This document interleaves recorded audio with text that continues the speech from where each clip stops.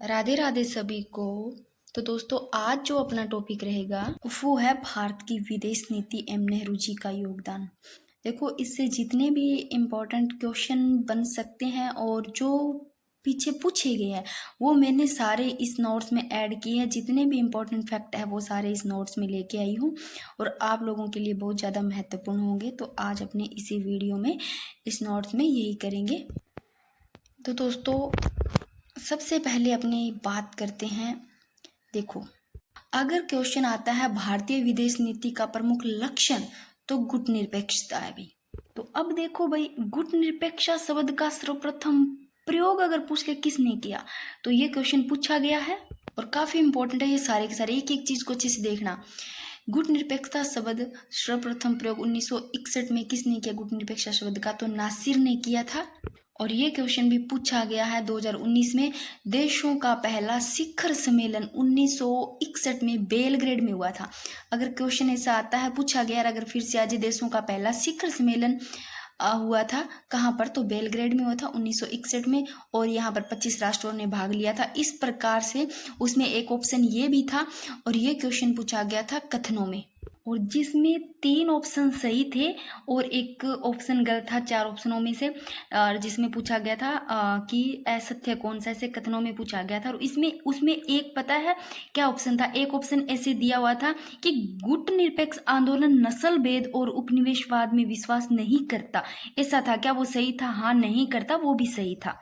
गुटनिरपेक्ष आंदोलन है वो नस्ल भेद और उपनिवेशवाद में विश्वास नहीं करता।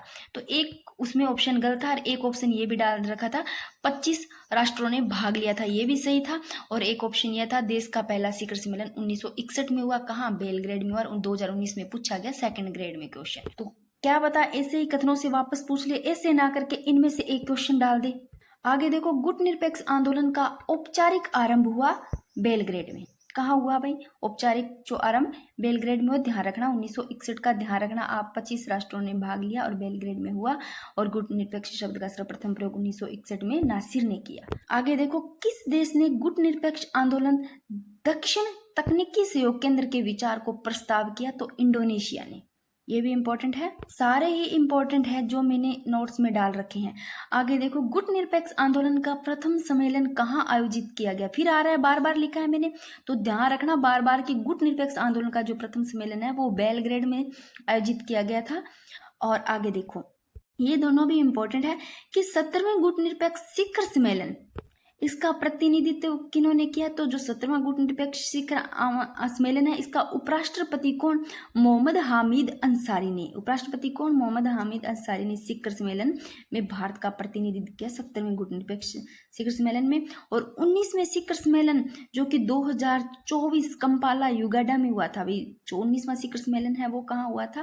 कंपाला युगांडा में हुआ। 2024 कंपाला युगांडा में, ध्यान रखना। आगे देखो, भारत की विदेश नीति में पड़ोस पहले की नीति किसने प्रारंभ की? नरेंद्र मोदी ने। और 1989 में बेलग्रेड में गुटनिरपेक्ष आंदोलन के 9वें शिखर सम्मेलन में भारत की पहल पर किस मंच का गठन किया गया? तो G15। और गुटनिरपेक्ष शब्द का जो सर्वप्रथम प्रयोग किया गया वो नासिर ने किया था 1961 में। फिर से दिखा देती हूँ, ध्यान रखना। ये देखो, गुटनिरपेक्ष शब्द का सर्वप्रथम प्रयोग 1961 में किया गया नासिर ने। किस शिखर सम्मेलन का अफगानिस्तान को तक्षेरा के 8वें सदस्य के रूप में शामिल किया गया? भाई कौन सा शिखर सम्मेलन है? 14वें शिखर सम्मेलन को 2007 में, जो कि अफगानिस्तान का दक्षेरा के 8वें सदस्य के रूप में शामिल किया 14वें शिखर सम्मेलन को 2007 में। ये भी ध्यान रखना।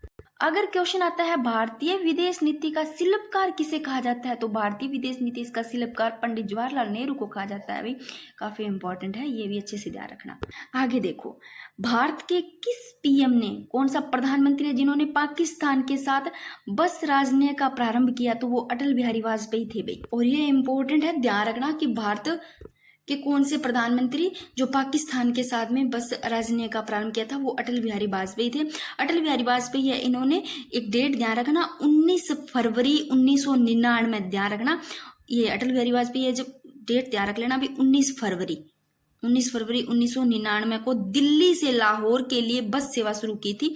किन्होंने की थी? अटल बिहारी वाजपेयी ने। और जिसको नाम दिया गया था सदा ए सरहद, ये भी ध्यान रखना, काफी इंपॉर्टेंट है। ये लाइन मैं लिख देती हूँ, ये लो भाई, अटल बिहारी वाजपेयी ने 19 फरवरी 1999 को दिल्ली से लाहौर के लिए बस सेवा शुरू की, जिसे क्या कहा गया, सद ए सरहद नाम दिया गया। ठीक है, इसको ध्यान रखना। और इस पेज पे भी काफी इंपॉर्टेंट मैंने फैक्ट लेकर के आगे देखो। भारत और पाकिस्तान के बीच, भारत और पाकिस्तान के मध्य कौन, पंजाब और बंगाल के विभाजन का कार्य सौंपा गया, वो किनको सौंपा गया। काफी इंपॉर्टेंट है और सभी को पता होगा, भारत और पाकिस्तान के बीच में जो पंजाब और बंगाल के विभाजन का जो कार्य है वो काम सौंपा गया था सिरिल रैडक्लिफ को, और ये ब्रिटिश के वकील थे। जो सिरिल रैडक्लिफ है, इन्होंने 1947 में विभाजन से पहले भारत और पाकिस्तान के बीच में सीमा रेखाओं का सीमांकन करने का भी कार्य सौंपा गया था भाई। तो ये ध्यान रखना, भारत और पाकिस्तान के बीच में पंजाब और बंगाल के विभाजन का कार्य किनको सौंपा जाता है, सिरिल रैडक्लिफ को। और ये क्वेश्चन पूछा गया है 2023 में कि सिंधु जल समझौते पर हस्ताक्षर किन्होंने किया, और किसको नहीं पता, किन्होंने किया, सभी को पता है कि जो भारत के प्रधानमंत्री थे पंडित जवाहरलाल नेहरू, इन्होंने किया, और पाकिस्तान के राष्ट्रपति कौन, मोहम्मद अयूब खान। और ये अच्छे से आप सभी को पता है। तो देख लो भी, सिंधु जल समझौते पर हस्ताक्षर किए इन्होंने, और कब, डेट ध्यान रखो, 19 सितंबर 1960 को। कहां पर, कराची में। तो देखो 19 सितंबर 1960 को कराची के कौन, भारत के पीएम, कराची में भाई भारत के पीएम पंडित जवाहरलाल नेहरू और पाकिस्तान के राष्ट्रपति अयूब खान, इन्होंने सिंधु जल समझौते पर हस्ताक्षर किए। ध्यान रख लो इन दोनों का ही, और 19 सितंबर 1960, अच्छे से ध्यान रख लेना। और एक क्वेश्चन ये अगर आता है कि मैटर्स ऑफ, पता नहीं धुंधला सा क्यों दिखने लग जाता है इसे कैमरे से, मैटर्स ऑफ डिस्क्रिप्शन पुस्तक के लेखक, मैटर्स ऑफ डिस्क्रिप्शन पुस्तक के लेखक कौन है भाई, ऐसा क्यों दिख रहा है, इंद्र कुमार गुजराल। ये ध्यान रखना, जो पास में जाता है कैमरा पता नहीं क्यों ऐसे धुंधला सा दिखता है, मेरे को खुद को ही नहीं दिख रहा। भारत को पश्चिम नदियों का उपयोग, देखो भारत है, इस भारत को पश्चिम नदियों का उपयोग 4 उद्देश्यों के लिए करने की परमिशन मिली थी, अनुमति मिली थी। देखो भाई किन किन से, कौन से थे 4 उद्देश्य, ये ध्यान रखना, घरेलू उपयोग के लिए और कृषि उपयोग के लिए, घरेलू के लिए, कृषि के लिए, जल विद्युत उत्पादन और गैर उपयोग के लिए, इन 4 उद्देश्यों के लिए भारत को जो पश्चिमी नदियां उनका उपयोग करने के लिए परमिशन मिली थी भाई। अब थोड़ा सा ये सभी को पता होगा कि सिंधु जल प्रणाली है, इसका जो 20% जल है वो भारत को मिल रहा था, और जो बाकी 80% है वो पाकिस्तान को मिल रहा था। तो जो ये भारत को जो 20% का जल मिल रहा था ना, उसका अगर अपने ये जो MF देखे तो वो 3300 हो जाता है, 33 MF यानी कि मिलियन एकड़ फीट, मतलब 20% के हिसाब से अगर अपने MF देखें तो वो 33 हो जाता है। तो देख लो सिंधु जल समझौते का 20% है वो जल भारत को मिल रहा था, यानी कि 33 मिलियन एकड़ फीट वो आवंटित किया जा रहा था। और अगर पाकिस्तान की बात करते हैं तो 80% पाकिस्तान को दिया जा रहा था, MF की बात करें तो 135 मिलियन एकड़ फीट आवंटित किया जा रहा था। आगे देखो 123 समझौता एवं हाइड एक्ट किससे संबंधित है, ये भी क्वेश्चन है भाई, इंपॉर्टेंट है कि अगर ऐसा पूछा जाता है 123 समझौता एवं हाइड एक्ट किससे संबंधित है, तो भारत अमेरिका असैनिक परमाणु समझौता, जो कि इसी को ही 123 समझौता या हाइड एक्ट कहा जाता है। और इसमें देखो जो प्रधानमंत्री डॉक्टर मनमोहन सिंह है और राष्ट्रपति जॉर्ज बुश, इनके समय 2008 में नागरिक परमाणु ऊर्जा समझौते पर भारत अमेरिका में साइन किए गए।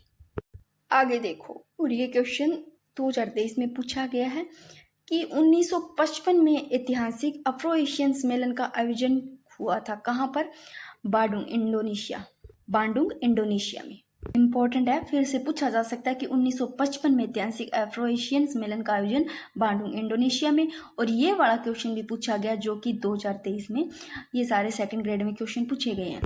तो देखो स्वतंत्रता से पहले दिल्ली में एशियाई संबंध सम्मेलन का प्रारंभ कब हुआ, तो ध्यान रखना 23 मार्च 1947 को हुआ था, और सरोजनी नायडू के अध्यक्षता में। इसके बारे में थोड़ा सा कुछ अपने पढ़ लेते हैं, गुटनिरपेक्षता आंदोलन है उसके बारे में। ये देखो इसमें मैंने लिख रखा है कि गुटनिरपेक्षता आंदोलन, इसको नाम भी बोलते हैं कि गुटनिरपेक्षता आंदोलन, इसकी अवधारणा की बात करते हैं तो जो नाम है यानी गुटनिरपेक्षता आंदोलन, इस नाम की अवधारणा शीत युद्ध की पृष्ठभूमि में इंडोनेशिया में आयोजित बांडुंग सम्मेलन 1955 में रखी गई। ध्यान रखना, गुटनिरपेक्षता आंदोलन है, इसकी अवधारणा, नाम की अवधारणा है जो शीत युद्ध की पृष्ठभूमि में इंडोनेशिया में आयोजित बांडुंग सम्मेलन 1955 में रखी गई भाई। और स्थापना में जो प्रथम स्थापना एवं जो प्रथम शिखर सम्मेलन है उसकी अगर बात करते हैं तो वर्ष 1961 में। और पहला क्वेश्चन मैंने ये बनाया कि पूछा गया, इंपॉर्टेंट है, कि वर्ष 1961 में बेलग्रेड यूगोस्लाविया में हुआ था इसकी स्थापना एवं प्रथम शिखर सम्मेलन। और भारत के जो प्रधानमंत्री पंडित जवाहरलाल नेहरू और यूगोस्लाविया के राष्ट्रपति है जोसेफ जो ब्रोज टीटो है, मतलब इन सब का ही योगदान रहा था। भारत के प्रधानमंत्री पंडित जवाहरलाल नेहरू, यूगोस्लाविया के राष्ट्रपति तब जब वो थे उस समय जोसेफ ब्रोज टीटो, और मिस्र के जो राष्ट्रपति थे गमाल अब्दुल नासिर। तो इन सब का, और एक साथ में गाना के तत्कालीन पीएम कौन गाना के थे, वहां में एनक्रूमा। तो भाई इन सब का ही देखो गुट निरपेक्षता में महत्वपूर्ण योगदान रहा था। और साथ में गाना के जो तत्कालीन प्रधानमंत्री वामे एनक्रूमा और इंडोनेशिया के राष्ट्रपति है सुकर्णो, इन्होंने भी अपना देख लो समर्थन दिया था। देखो प्रथम सम्मेलन में जो 25 सदस्यों ने हिस्सा लिया, और ये क्वेश्चन पूछा गया उसमें कथनों में।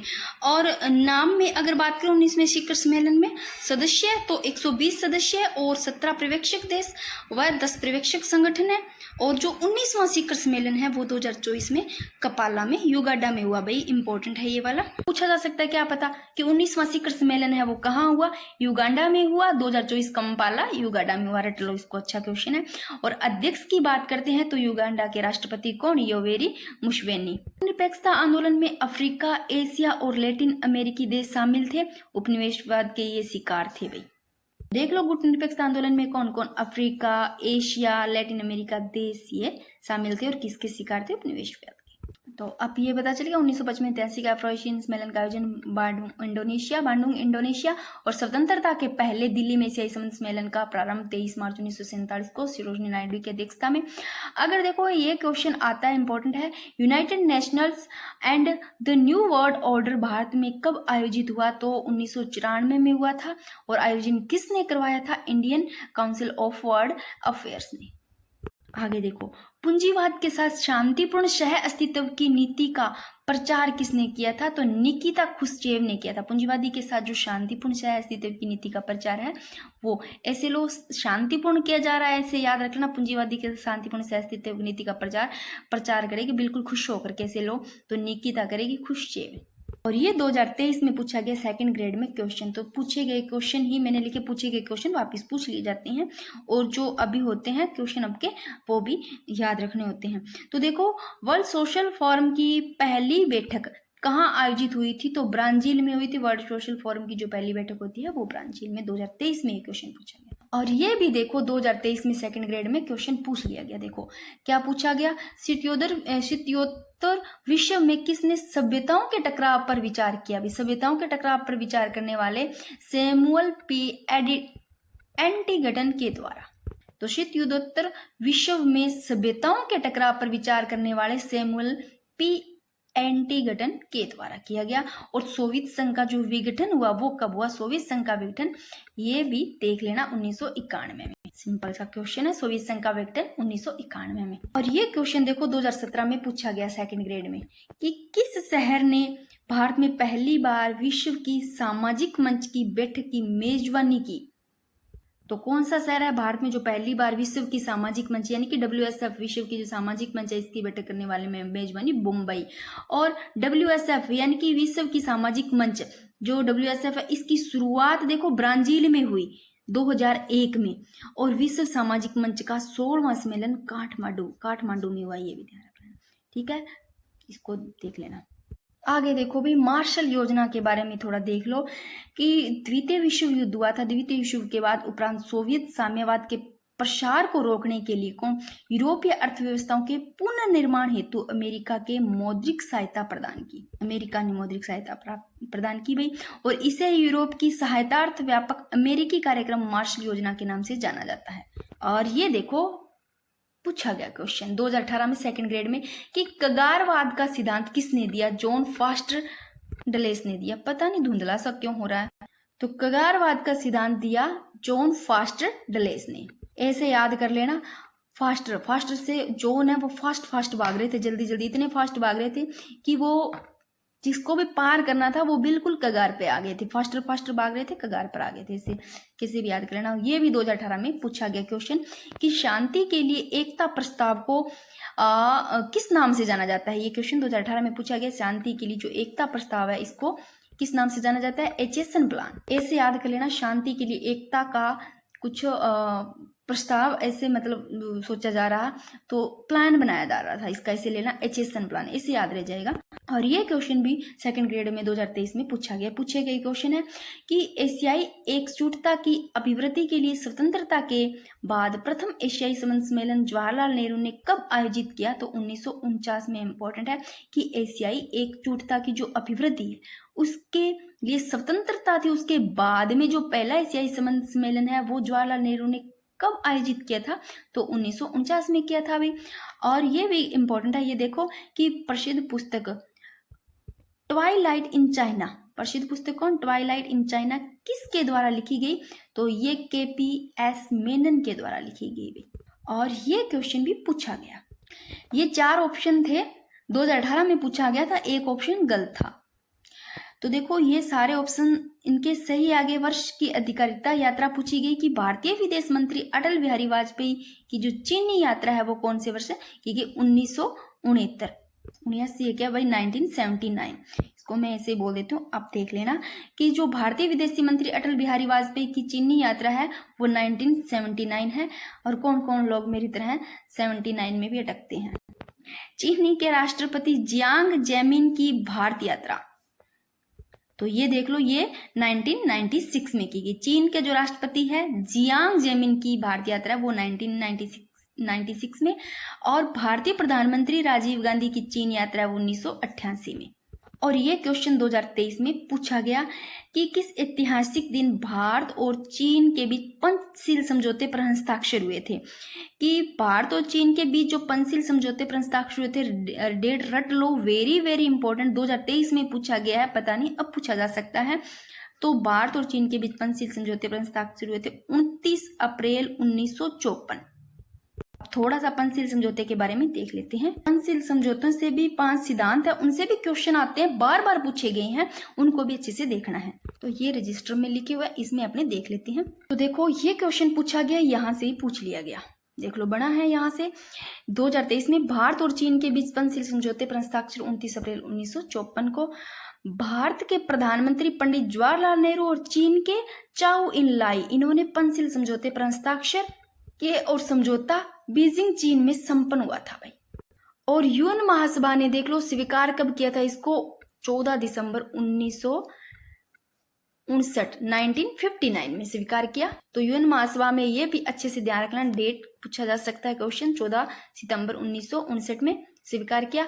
और 5 सिद्धांतों की व्याख्या देख लो, 29 अप्रैल 1954 को भारत चीन समझौते में विस्तार से की गई। देख लो भाई ये पंचशील जो सिद्धांत है इनको ध्यान रखना, यहाँ से क्वेश्चन बार बार पूछा जा रहा है पंचशील सिद्धांतों से। ये 5 सिद्धांत 2-3 बार तो अभी पूछा गया, पीछे ही क्वेश्चन आए, बने हुए क्वेश्चन है भाई। तो देखेंगे आगे क्वेश्चन, एक आधा क्वेश्चन मैंने लिख रखा है और बार बार ये क्वेश्चन बने तो मैंने लिखे भी नहीं। देखो तो देखो ये जो समझौता है प्रस्तावना में पंचशील सिद्धांतों का उल्लेख है, वो देखो एक दूसरे के क्षेत्रीय अखंडता। अब आप अखंडता और संप्रभुता का ध्यान रखना,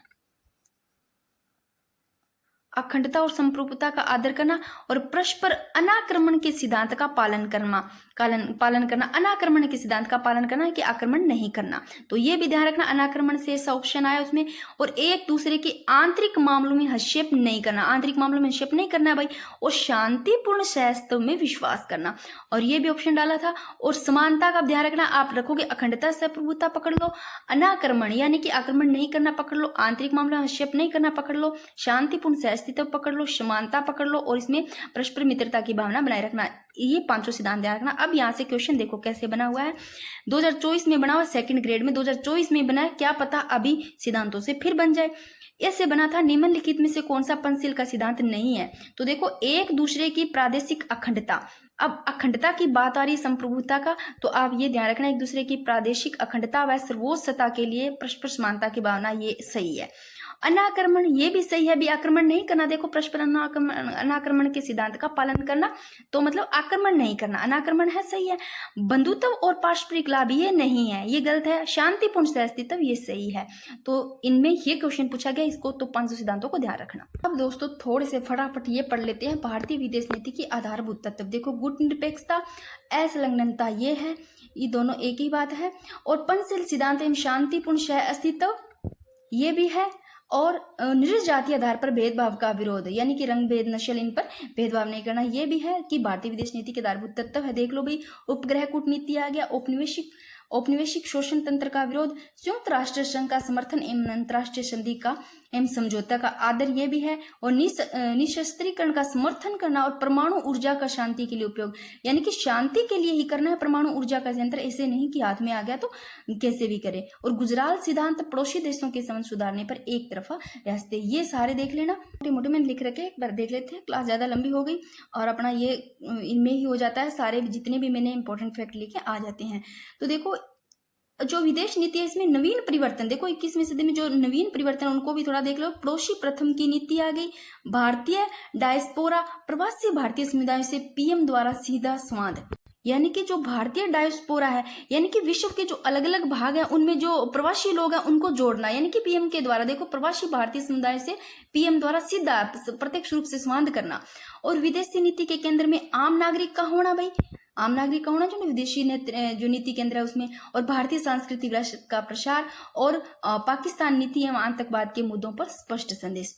अब कुछ क्वेश्चन करंट के भी देख लेते हैं कि देखो हाल ही में भारत ने चीन के जो शिकंदाओ है, यानी कि चीन के शिकंदाओ संघाई सहयोग संगठन जो एससीओ है, इन्होंने रक्षा मंत्रियों की बैठक में क्या जो संयुक्त व्यक्ति इस पर हस्ताक्षर करने से इनकार कर दिया। और भारत में जो एससीओ है ना, जो संघाई सहयोग संगठन है, इसमें 2005 में पर्यवेक्षक था, यानी कि जो ऑब्जर्वर है वो 2005 में एससीओ में 2005 में क्या था, ऑब्जर्वर था। और 2017 में इसे पूर्ण सदस्यता मिली। अगर ऐसे क्वेश्चन आता है कि एससीओ यानी कि संघाई सहयोग संगठन, इसकी जो बैठक है वो कहाँ हुई थी, तो इसकी बैठक हुई चीन के किशनदाओ। ये देखो अगर ऐसा क्वेश्चन आ जाता है कि संघाई सहयोग संगठन एससीओ की बैठक कहाँ होती है, तो चीन के किशनदाओ में हुई थी। और जो संघाई सहयोग संगठन है इसमें देखो 1996 में संघाई है वो 5 नाम से शुरू हुआ, तो ये थोड़ा सा ध्यान रखना, एससीओ की बैठक है वो कहाँ पर हुई थी। और एक चीज और देख लो कि संयुक्त राष्ट्र जो शांति स्थापना है इसकी मंत्री स्तरीय बैठक 2025 कहाँ हुई। अगर ऐसा क्वेश्चन आता है संयुक्त राष्ट्र शांति संघ की जो मंत्री स्तरीय बैठक हुई 2025, वो जर्मनी के बर्लिन शहर में, ये भी ध्यान रखना। और एससीओ की बैठक है इसको भी ध्यान रखना। तो संयुक्त राष्ट्र शांति स्थापना की जो मंत्री स्तरीय बैठक है 2025 के बारे में यहाँ पर मैंने लिख रखे हैं, इसको थोड़ा देख लो कि इस बैठक में जर्मनी द्वारा सह आयोजित और होस्ट किया गया था।